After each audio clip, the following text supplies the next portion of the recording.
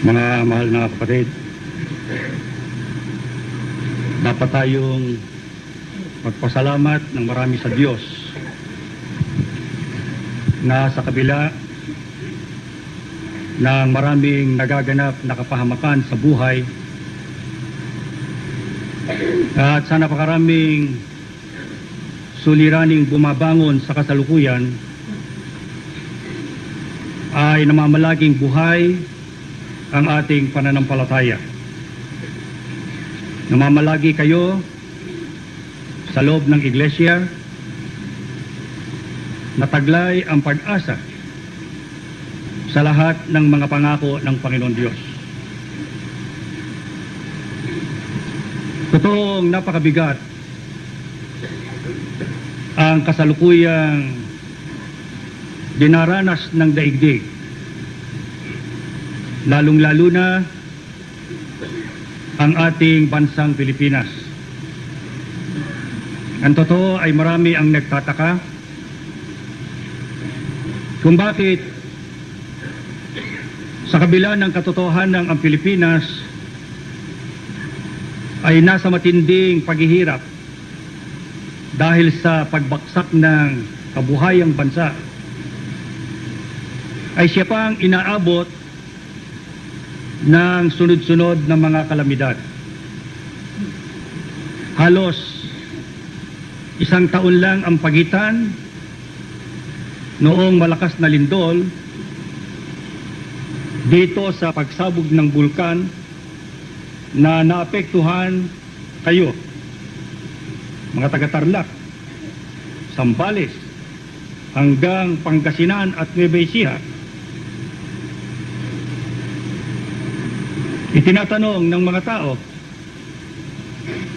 kung bakit kaya sinapit ito ng ating bansa. At merong mga iglesia ni Cristo na lalong nagtataka, sapagkat iniisip nila dito sa Pilipinas, narito ang bayan ng Diyos. Narito ang tunay na iglesia at narito ang kanyang mga hinirang. Subalit, ang totoo ay merong mga hindi kakaunting iglesia ni Cristo ang naapektuhan ng naganap na kapahamakan. Sa aming bilang, ang kabuuan ay umaabot ng mahigit sa 100,000 na mga iglesia ni Cristo. Sila ay inabot ng kapahamakan, merong mga nangawalan ng bahay, merong mga nawala ng mga kabuhayan, at meron pang mga ilang nangamatay. Dito lamang sa Pampanga ay mahigit sa 10,000 ang naapektuhan. Sa mayroong 46 na lokal na ang malulubha ay yung mga lokal na hindi na magagamit ang kanilang sambahan, katulad ng San Juan sa Santa Rita, ang Santa Barbara, Bacolor, pati ng Potrero, Pabanlag at sa Kasapang Bato. Ang mga kapatid dyan ay sa mga ibang pook na marahil sumasamba. Ngayon, ang itinatanong nila, bakit ipinahintulot ng Diyos na ito ay mangyari at nangyayari sa Pilipinas at nararamay ang mga hinirang? Akala ba ninyo ay dito lamang sa Luzon?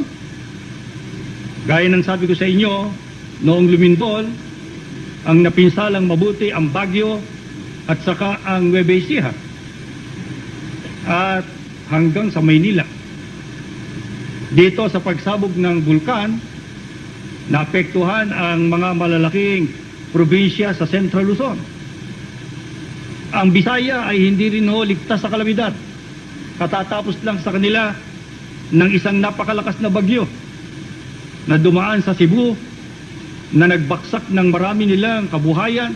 Ngayon lamang sila unti-unting nakababangon, pati ng ilang mga probinsya sa Bisaya. Ang Mindanao ay binabantaan ho ngayon hanggang sa pagpasok ng bagong taon ng isang matinding pagkakatuyo dahil sa tinatawag na El Nino. Yun po ang pag-iinit ng isang bahagi ng dagat sa Pasipiko nang ibinubunga ay ang kawalan ng ulan. Kaya marami ang mga pananim na masisira. Karagdagan na naman sa paghihirap ng Pilipinas. Dito ho sa parties ng Katagalugan ay kasalukuyang nananalanta ang red tide. Ang pumapatay ng mga laman dagat na kinakain ng tao at hanap buhay ng maraming taga roon. Itong mga pangyayaring ito ay naghahanap ng kasagutan. Pero sasabihin ko sa inyo, mga magulang at mga kapatid, na huwag kayong magtaka sa bagay na yan. Huwag. Sapagkat ang mga propeta ng Diyos, ang ating Panginoong Jesucristo at ang mga apostol ay meron ng mga paunang pahayag tungkol sa mangyayari sa huling araw. At yun hong mga pahayag na yon ay nasulat sa Biblia. Hindi na natin maaaring pigilin. Hindi po maaaring masira ang mga salita ng Diyos na nakatakda na maganap sa huling araw. Ibig sabihin sa ating panahon. Alam ba niyo kung ano yung mga nakasulat na yan na ang sabi ko sa inyo ay walang makapipigil? Isa-isahin natin yan. Unahin natin ang pahayag ni Apostol Pablo sa 2 Timoteo sa 3:1. Pakinggan ninyo. Tandaan mo ito, mababatbat ng kahirapan ang mga huling araw. Ano po ang sabi ng mga apostol? Tandaan mo ito? Eh bakit natin hindi tinatandaan? Ang sabi niya, tandaan mo ito, mababatbat ng kahirapan. Alin? Ang mga huling araw. Pagka ho sinabing huling araw ng mundo bago dumating ang katapusan. Ang petsa ng Iglesia ni Cristo sa Pilipinas ay sa mga huling araw. Kaya tayong makasasapol nitong nakasulat na ito na magaganap sa huling araw, mababatbat ng kahirapan. Eh hindi hulang kahirapan. Ano pong uri ang panahon sa huling araw? Pakinggan ninyo, diyan din sa talatang niya sa ibang pagkakasali naman. Tandaan ninyo ito, nakapangingilabot ang mga huling araw. Mapipigil ba ninyo yan? Ano pong uri ang panahon sa huling araw? Tangi sa ito ay batbat na ng kahirapan. Isang panahong nakapangingilabot, ang sabi ng Biblia. Bakit po nakapangingilabot ang tawag sa panahon sa huling araw? Ano ho ba ang mga mangyayari sa mga huling araw na yan? Pakinggan ninyo ang pahayag ng isang propeta ng Diyos. Sapagkat sabi ko sa inyo kanina, propeta, si Kristo, mga apostol, ay parang nagpahayag tungkol sa mga mangyayari sa huling araw. Pakinggan ninyo ang sabi ng mga propeta, bakit nakakikilabot ang huling araw? Sa Ezekiel 7:5 hanggang 7. Ipinasasabi pa ng Panginoon, hindi na magtatagal at sunod-sunod na kasawian ang aabot sa inyo. Kailan? Tuloy mo. Dumating na ang wakas. Ito na ang inyong hangganan.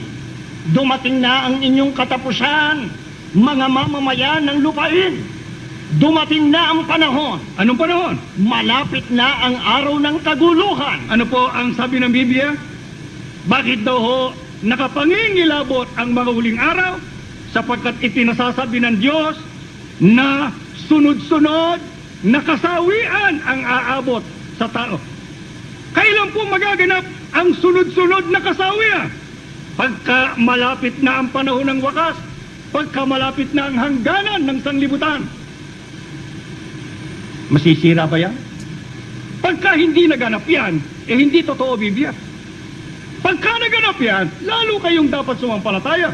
Nakasalig ang inyong pananampalataya sa katotohanan, sapagkat ang ating sinasampalatayanan ay pawang nakasulat sa Biblia na katotohanan.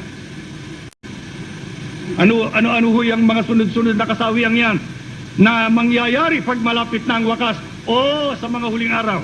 15. Nasa labas ng bayan ang tabak, nasa loob naman ang salot at kagutom.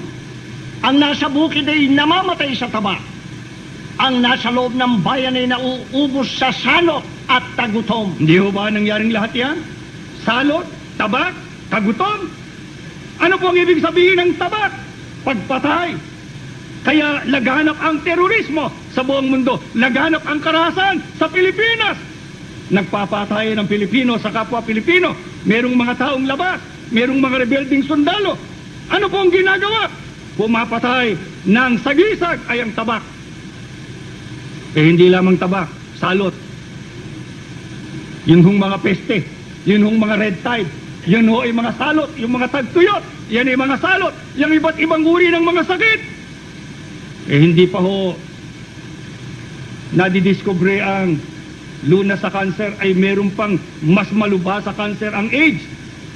Yan ho ay pambuong daigdig. Ang sabi nung una, para tamaan ka ng AIDS, sing katumbas ng tinamaan ka ng kidlat. Bihira naman ang tinatamaan ng kidlat. Yun ho ang sabi nung una. Bihira rin ang tatamaan ng AIDS. Pero sa bagong pagsusuri ho ngayon sa Amerika, kahit na wala kang sexual na contact sa may AIDS, pwede kang magkaroon ng sakit na yan. Ngayon po ay totoong nakababahala ngayon sa buong mundo sapagkat lumalaganap ang salot na yan. Tama na naman ang Biblia. Tagutom! Akala ba niyo ang Pilipinas lang ang nagkakagutom? Baka akala niyo ang Amerika hindi ho nagdaranas ng kagutom. Halos ika-4 na bahagi ho ng mga mamamayan sa Amerika ay nagugutom. Ang Rusya ho ay bumaksak na rin ang ekonomiya. At sila man ay meron na rin dinaranas na kagutom sa iba't ibang panig ng daigdig ng mga bansang maliliit at malalaki. Sa Asia, sa Afrika, laganap ho ang tagutom. Ano sabi ng Diyos? Pag malapit na ang wakas, sunod-sunod na kasawian ang darating sa mundo. Paano natin mapipigil yan? Sige, magtataka kayo? Magtataka tao? Bakit kayo magtataka? Nakasulat yan. Pagka hindi natupad yan, hindi totoo ang Diyos sapagkat ang Diyos ang may pahayag niyan.